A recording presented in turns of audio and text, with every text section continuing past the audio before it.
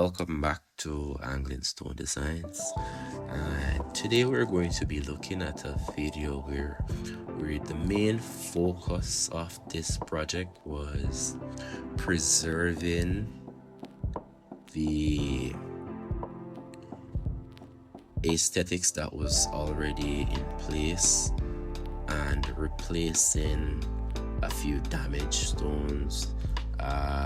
This step has been here for a very long time. I'm not sure how long, but it had some wear and tear. Some areas were sunken. So this is for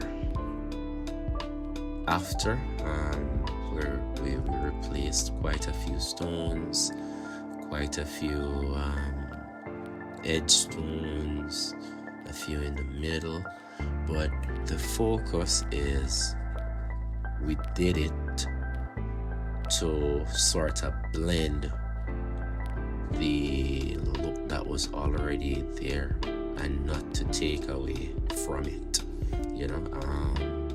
We had to pay attention to the mix ratio. We had to pay attention to the pattern, the cut patterns that were already there, and these are a few of the things. These are things that you have to pay attention to in doing these jobs.